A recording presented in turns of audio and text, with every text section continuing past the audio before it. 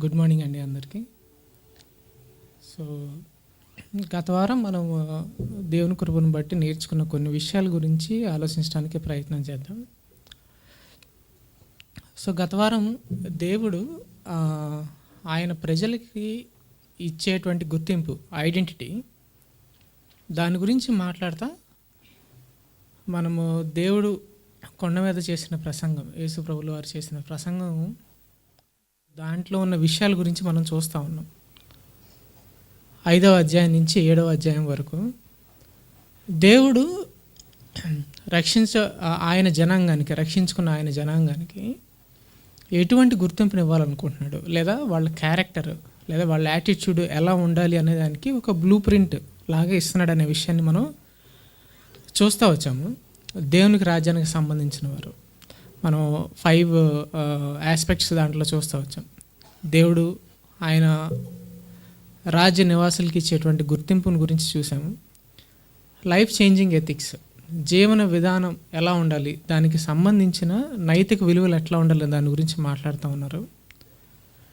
తర్వాత రిలీజియస్ ప్రాక్టీసెస్ని కూడా ఆయన రీడిఫైన్ చేస్తూ వచ్చారు. అంటే ఆచార వ్యవహారాలు, ముఖ్యంగా ఉపవాసం చేసేటప్పుడు కానీ, మిగతా వారికి సహాయం చేసే విషయంలో కానీ, దాని విషయంలో, అలాగే ఆయన పట్ల ఉండాల్సిన నమ్మకత్వం, ప్రాధాన్యతలు, అలాగే సంబంధం, బాంధవ్యాల విషయంలో దేవునితోనూ పొరుగువానితోనూ ఎటువంటి సంబంధం కలిగి ఉండాలో దాని విషయంలో కూడా మనం చూస్తూ వచ్చాము. అలాగే నిజమైన శిష్యత్వం, దాని గురించి చూస్తూ వచ్చిన తర్వాత మనం ధ్యానం చేసిన అంశాలు ఏంటంటే, ఈ దేవుని యొక్క వాక్యానికి లోబడకుండా లేదా సత్యాన్ని అడ్డగించడానికి ముఖ్యంగా ఉండే మెయిన్ శత్రువు ఏంటనేది ఆలోచిస్తూ చూసాం. కొరింథీయులకు రాసిన 2వ పత్రిక 10వ అధ్యాయం 4వ వచనంలో మనం అది చూస్తూ ఉంటాం. పౌలు గారు రాస్తా కొరింథీయులకి, సత్యాన్ని అడ్డగించడానికి ఉంది అనే విషయాన్ని ఎంఫసిస్ చేస్తా. మనలో ఉన్న తర్కము, మనలో ఉన్న ఆర్గ్యుమెంట్స్, వాదనలు కావచ్చు, నాకంటూ ఉన్న ఒపీనియన్స్ని బేస్ చేసుకొని ఫామ్ అయిన ఆర్గ్యుమెంట్స్, అవి బేసిక్గా ఏం చేస్తాయంటే దేవుని యొక్క సత్యానికి మనం ఒబే అవ్వకుండా దేవుని యొక్క సత్యాన్ని అడ్డగించే ఒక పరిస్థితికి తీసుకొస్తాయనే విషయాన్ని ఆలోచిస్తా. మనం ముఖ్యంగా ఫైట్ చేయాల్సింది లేదా మనం ఎదుర్కోవాల్సింది, బ్యాటిల్ చేయాల్సింది ఎక్కువ ఏంటంటే బయట వాళ్ళతో కాదు, మన చుట్టాలతో కాదు, మన బంధుమిత్రులతోనో లేదా మన వైఫ్తోనో హస్బెండ్తోనో వాళ్ళతో కాదు మన ఫైట్ ఎక్కువ ఉండేది. దేవుని సత్యాన్ని బేస్ చేసుకొని కాకుండా నా సొంత ఆలోచనలు బేస్ చేసుకొని, నాకున్న ఇష్టాలను బేస్ చేసుకొని, నాకు ఫామ్ అయిన ఒపీనియన్స్, ఉద్దేశాలు, దాన్ని బేస్ చేసుకొని ఫామ్ అయిన వాదనలు, ప్రతివాదనలు, వీటిని మనం గుర్తించి వీటితో మన ఫైట్ ఉంటుంది. ఎందుకంటే ఇవే మనల్ని దేవుడి నుంచి తప్పించి మనల్ని దేవునికి వ్యతిరేకంగా లేదా దేవుని ఉద్దేశానికి వ్యతిరేకంగా నడిపించేవి ఈ ఏరియాలోనే మనం ఎక్కువ టెంప్టేషన్ కానీ ఫేస్ చేస్తామని చూస్తూ ఉంటాం. ఈ ఏరియాలో మనల్ని టెంప్ట్ చేయడానికి లేదా మనల్ని శోధించడానికి రకరకాలుగా ఎటువంటి మ్యానిపులేషన్స్ జరుగుతూ ఉంటాయి. సొసైటీలో కావచ్చు, మీడియాలో కావచ్చు, ఇంకా ఏ మీడియం తీసుకున్నా కూడా ఎలాగా మన జీవన విధానాన్ని ఇన్ఫ్లుయెన్స్ చేస్తా, మన నిర్ణయాలను ఇన్ఫ్లుయెన్స్ చేస్తా, మన యొక్క మైండ్లో అవన్నీ కూడా ఒక బంకర్ లాగా లేదా ఒక స్ట్రాంగ్ హోల్డ్ తీసుకుంటాయో ఆ విషయాల గురించి మనం చూస్తాం. సో పౌలు గారు చెప్తా, మనము యుద్ధోపకరణాలను ప్రిపేర్ చేసుకోవాలి. ఎట్లాంటి యుద్ధోపకరణాలు ప్రిపేర్ చేసుకోవాలంటే, మనకి సత్యం తెలిసినా కూడా, సత్యాన్ని గురించి సంపూర్ణమైన జ్ఞానం ఉన్నా కూడా నాకు వచ్చే ఒపీనియన్ సత్యానుసారంగా ఉంటుందంటే గ్యారంటీ లేదు. సో సత్యం నాకు తెలిసిన ఎంత బైబిల్ జ్ఞానం ఉన్నా కూడా నా ఉద్దేశాలు మాత్రం ఎప్పటికప్పుడు సత్యం ద్వారా నేను కరెక్ట్ చేసుకోవాలి. లేదంటే నేను దేవునికి వ్యతిరేకంగా లేదా దేవుడు ఉద్దేశించిన ఉద్దేశం కాకుండా నేను వేరే విధంగా వెళ్ళిపోయే అవకాశం ఉంటుందని చెప్తారు. సో పౌలు గారు రాస్తే వీళ్ళకి ఏమని చెప్తారంటే, ఈ ఎనిమి ఏదైతే ఉందో దీన్ని మనం చెరపట్టాలి. అంటే ఇప్పుడు ఒక వార్ ప్రిజనర్ని ఎట్లాగైతే చెరపట్టి బంధిస్తారో అట్లాగా మనకు వచ్చేటువంటి ఆలోచనలు, మనకు ఉండేటువంటి ఒపీనియన్స్, వాటన్నిటిని కూడా చెరపట్టి వాటిని ఎప్పటికప్పుడు కరెక్ట్ చేసుకోవాలి అనే విషయాన్ని మనం చూస్తూ ఉన్నాం. ఇది మనం చూస్తాం. మనం నేర్చుకున్న విషయం ఏంటంటే మనం గుర్తించాలి. ఎవరిని గుర్తించాలంటే మన నిజమైన శత్రువుని ఎవరో గుర్తించాలి. మనం ఏ ఏరియాలో యుద్ధం చేయాలో, ఏ ఏరియాలో మనకి పోరాటం ఉంటుందో ఆ పోరాటాన్ని కూడా జాగ్రత్తగా గుర్తించాలి. ఈ విషయాన్ని మనం లాస్ట్ వీక్ చూస్తూ ఉన్నాం. మనకి కొరింథీయులకు రాసిన 2వ పత్రిక 10వ అధ్యాయంలో మనం ఇది చదువుతాం. యాక్చువల్గా ఇది రాసిన సందర్భం గురించి నేను కొంచెం చదువుతా ఉన్నాను అనమాట. అక్కడ పరిస్థితి ఏంటంటే పౌలు గారు సంఘాన్ని స్థాపించారు. సంఘం స్థాపించిన తర్వాత చాలామంది గ్రీక్ ఇన్ఫ్లుయెన్స్ ఉన్న వాళ్ళు కూడా సంఘంలో ఉన్నారు. వాళ్ళకి ఫిలాసఫీ కానీ రకరకాల బోధనలు కానీ వాటి విషయంలో ఎక్కువ ఆసక్తి ఉంటుంది. అక్కడికి వచ్చే బోధకుల పట్ల వాళ్ళకి సహజంగా ఉండే అట్రాక్షన్, లేదా వాళ్ళు ఎవరిని ఎక్కువ కన్సిడర్ చేస్తారంటే బాగా మాటగారై ఉండాలి, వాళ్ళు డిఫరెంట్ ఫిలాసఫీస్ చాలా గొప్పగా చెప్తూ ఉండాలి, వాళ్ళ క్రెడెన్షియల్స్ బాగుండాలి, వాళ్ళ ఎపీరెన్స్ బాగుండాలి. ఇవన్నీ బేస్ చేసుకొని వాళ్ళు ఏంటంటే బేరీ చేస్తారు, అసెస్ చేస్తూ ఉంటారు. ఒక వ్యక్తి యొక్క టీచింగ్ అని ఏమన్నా కన్సిడర్ చేయాలా వద్దా, ఎవరిది గొప్ప ఎవరు తక్కువ అనే విషయాన్ని వాళ్ళు బేరీ చేస్తూ ఉంటారు. అట్లాంటి ఒక సెటప్లో, అట్లాంటి మైండ్ సెట్ కలిగిన కాంగ్రిగేషన్లో పౌలు గారు మాట్లాడుతున్నప్పుడు పౌలు గారి యొక్క అంత ఎలోక్వెంట్గా ఆయన మాట్లాడకపోవచ్చు, లేదా ఆయన రకరకాల అట్రాక్టివ్ వేస్లో ఆయన ప్రజెంటేషన్ చేసి ఉండకపోవచ్చు. ఆయనకున్న ఫిజికల్ ఇష్యూస్, హెల్త్ ఇష్యూస్ కావచ్చు, అవన్నీ కూడా వాళ్ళు నోట్ చేసుకొని అవన్నీ వాళ్ళు ఫోకస్ చేసి వాటిపైన ఫోకస్ చేసి ఆయన చెప్తున్న సత్యాన్ని విస్మరించడం మొదలుపెట్టారు. ఆయన్ని ఏమంటారంటే డిస్క్రెడిట్ చేయటం మొదలుపెట్టారు.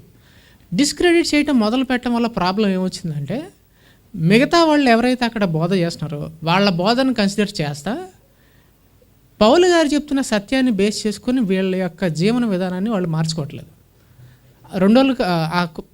ఆ పత్రికలో మనం తర్వాత అధ్యాయాలు చూస్తే మీరు నన్ను డిస్క్రెడిట్ చేయటం వల్ల నేను చెప్పిన సత్యాన్ని మీరు కనుక దాన్ని బేస్ చేసుకుని మీరు కరెక్ట్ చేసుకోకపోతే నేను పర్సనల్గా వచ్చినప్పుడు దాన్ని మీరు ఖచ్చితంగా చాలా కఠినంగా ఖండిస్తానని చెప్తూ ఉంటారు. సో ఈ సందర్భంలో రాసిన మాట మనం గత వారం చూసిన వర్సెస్.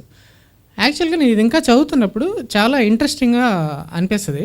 ఏంటంటే మనకి 10, 11, 12 అధ్యాయాలు పౌలు గారు ఒక డిఫరెంట్ మోడ్లో లెటర్ రాస్తారు. That is satire at its best. వాళ్ళని చాలా అంటే చదివితే చాలా ఇంట్రెస్టింగ్ ఉంటుంది. వాళ్ళకి సెటైరికల్గా వాళ్ళతో మాట్లాడతా ఈయన్ని ఏ పారామీటర్స్ బేస్ చేసుకొని ఆయన్ని డిస్క్రెడిట్ చేశారో దాన్ని అడ్రస్ చేస్తా, వాళ్ళ మైండ్ సెట్ని అడ్రస్ చేస్తా వాళ్ళతో మాట్లాడుతూ ఉంటారు. పౌలు గారిని వాళ్ళు ఫూల్ లేదా అంత నాలెడ్జబుల్ కాదు అన్న ఇంటెన్షన్లో వాళ్ళు ఉంటే వాళ్ళతో ఉదాహరణకి కొన్ని వచనాలు చూద్దాం. 11వ అధ్యాయం 1వ వచనంలోంచి స్టార్ట్ చేస్తారు ఆయన సెటైర్ వేయటం. ఏమని వాళ్ళతో ఏమంటున్నారు? కొంచెం వివేకంగా నేను మాట్లాడినను మీరు సహింపవాలని కోరుచున్నాను. ఏమంటున్నారు? నన్ను మీరు అవివేకనని అనుకుంటున్నారు కదా, నేను కొంచెం వివేకంగా మాట్లాడని ట్రై చేస్తా, మీరు కొంచెం నన్ను సహించండి, నన్ను గూర్చి మీరు ఎలాగైనా సహించండి, ఎలాగైనా కొంచెం సహించండి అని చెప్పి తర్వాత మాట్లాడుతూ ఉంటారు. మాట్లాడుతూ ఈ తప్పుడు బోధకులు వచ్చి ఎటువంటి డిసెప్షన్లోకి వాళ్ళని తీసుకెళ్తారో దాని గురించి చెప్తూ ఉంటారు. దైవాసక్తితో మీ ఎడల ఆసక్తి కలిగి ఉన్నాను, ఎందుకనగా పవిత్రులైన కన్యకనుగా ఒక్కడే పురుషునికి అనగా క్రీస్తునకు సమర్పింపవలనని మిమ్మును ప్రదానం చేసి తిని కానీ సర్పము తన కుయుక్తి చేత హవ్వను మోసపరిచినట్లు మీ మనస్సులను చెరపబడి క్రీస్తు ఎడలనున్న సరళతను పవిత్రత నుండి ఎట్లయినను తొలగిపోవునేను అని భయపడుచున్నాను. ఇక్కడ వాళ్ళని హెచ్చరిస్తా, మీరు మీ అంతటి మీరు బాగా తెలివైన వాళ్ళు అనుకుంటున్నారు, సరే నేను ఫూల్ అనుకుంటున్నారు, సరే నేను కొంచెం తెలివిగా మాట్లాడడానికి ట్రై చేస్తున్నాను, దాన్ని సహించండి. అదేంటంటే అని చెప్పి వాళ్ళతో ఏం చెప్తున్నారంటే, నేను మిమ్మల్ని క్రీస్తుకి ప్రదానం చేశాను కానీ కుయుక్తి చేత సర్పం ఎట్లాగైతే అవ్వను మోసం చేసిందో అట్లాగా మీరు కూడా మోసపోతారని జాగ్రత్త పడండి అని చెప్తున్నారు. తర్వాత చెప్తారు ఆయన, ఏలైనగా వచ్చిన వాడు ఎవడైనను, మిగతా బోధకులు ఎవరైతే వస్తున్నారో వాళ్ళు ఎవరైనా కూడా మేము ప్రకటింపని మరి ఒక యేసుని ప్రకటించినను, లేక మీరు పొందని మరి ఒక ఆత్మను పొందినను, మీరు అంగీకరింపని మరి ఒక సువార్తను మీరు అంగీకరించినను అని ఏమంటున్నారు? మీరు వాళ్ళని సహించడం కరెక్టే అంటారు. మళ్ళీ సెటైర్ వేస్తారు వాళ్ళకి. ఓకే, తర్వాత 6వ వచనం చూడండి.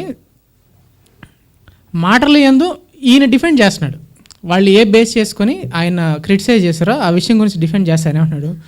మాటలు యందు నేను నేర్పులేని వాడనైనను, జ్ఞానములందు నేర్పులేడని వాడని కాను. మాట్లాడడం నాకు తెలియపోయినా, అంత తెలియకపోయినట్టుగా నాకు మాట్లాడడం చేతపోయినా, జ్ఞానం విషయంలో నేను నేర్పులేని వాడిని కాదు అని చెప్తూ వాళ్ళతో అదే విషయం 7వ వచనంలో కూడా అదే మాట్లాడుతూ ఉంటారు. నన్ను నేనే తగ్గించుకునేందుకు నేను పాపం చేస్తున్నా, నేను క్రీస్తు యేసు ప్రభువులో ఉన్న ఆ తగ్గింపుతనాన్ని అది మీ దగ్గర కనపరచడం వల్ల నేను మిగతా బోధల కన్నా నేను మీ దగ్గర తక్కువ అయిపోయినా అని మాట్లాడతా.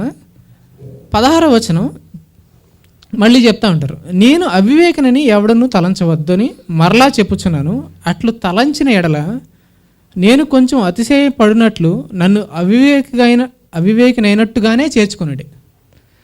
ఎవరన్నా నన్ను అవివేకని అనుకుంటున్నారా? అట్లా అనుకోదు. ఒకవేళ అట్లా అనుకున్నారనుకోండి, సరే నన్ను అవివేకంగానే చేర్చుకోండి అని చెప్తా వాళ్ళకి కంటిన్యూస్గా కరెక్షన్స్ ఇస్తూనే ఉంటారు.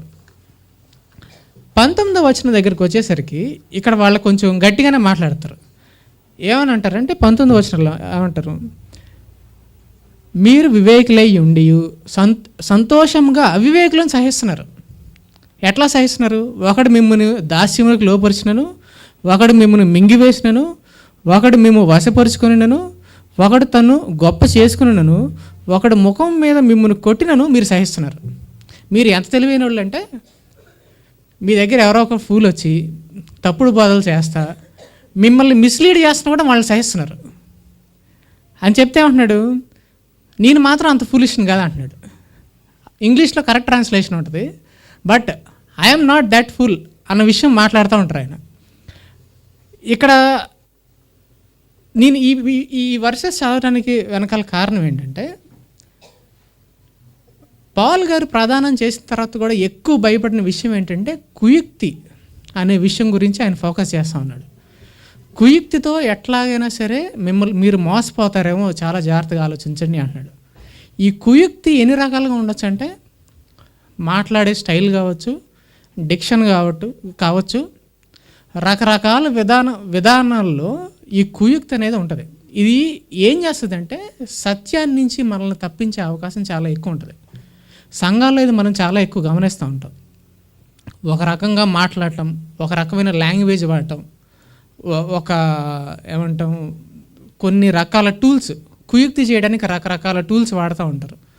లేదా ఒక రకంగా వర్షిప్ కావచ్చు, ఏదైనా సరే డిఫరెంట్ మెథడ్స్లో ఏం చేస్తారంటే సత్యాన్ని కాకుండా వేరేది చెప్పడానికి, లేదా ఆ కుయుక్తి యూజ్ చేసి ఏం చేస్తారంటే వారు వాక్యంలో చెప్పండి క్రీస్తుని కాకుండా వేరొక క్రీస్తుని, వేరొక సువార్తని, వేరొక ఆత్మని గురించిన విషయాలు వచ్చే అవకాశం మనకు ఉంటుంది. చాలామంది చాలాసార్లు రకరకాలుగా, అంటే నేను పర్టికులర్ ఎవరిని పాయింట్అవుట్ చేయట్లేదు, కానీ ఇంక్లూడింగ్ అవర్ చర్చ్ ఆల్సో మనం అనాలిసిస్ చేసుకోవాల్సింది ఏంటంటే, what are we attracted to? మనం దేన్ని బేస్ చేసుకొని మనం స్టిక్ ఆన్ అవుతున్నాం? వాక్యంలో ఉన్న సత్యాన్ని గ్రహిస్తున్నావా, లేదా మిగతా పెరిఫెరల్ ఇష్యూస్ లేదా మిగతా వాటిపైన మనం అట్రాక్ట్ అవుతున్నాం? వాటిని గురించి ఆలోచించుకోవాలి. సో ఇప్పుడు కొంతమంది ఏమంటారంటే, ఆయనైతే కరెక్ట్ చెప్తాడు, ఆయనదైతే బాగుంటుంది, ఆయనైతే చాలా మనం ఒకళ్ళ గురించి అనగా చాలామంది గురించి అట్లా చూస్తూ ఉంటాం.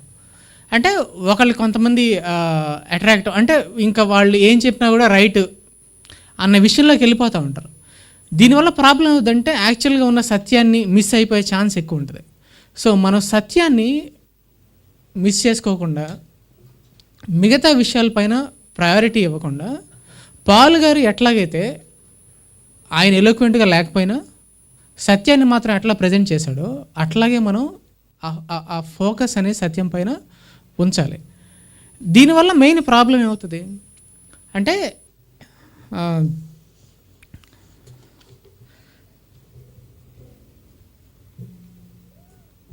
ఈ మెథడ్స్లో రకరకాలుగా వాడుతూ ఉంటారు. మ్యూజిక్ కావచ్చు, లేదా డిఫరెంట్ ప్రోగ్రామ్స్ కండక్ట్ చేయడం కావచ్చు.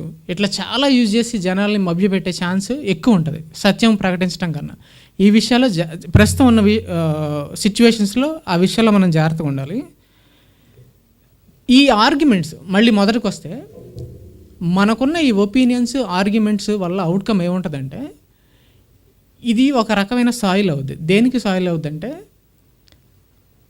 బైబిల్లో చెప్పిన క్రీస్తు కాకుండా వేరే యొక్క క్రీస్తు స్వరూపాన్ని చేసుకోవడానికి కావాల్సిన ముడిసరుకు అవుద్ది, ఈ రా మెటీరియల్ అవుద్ది.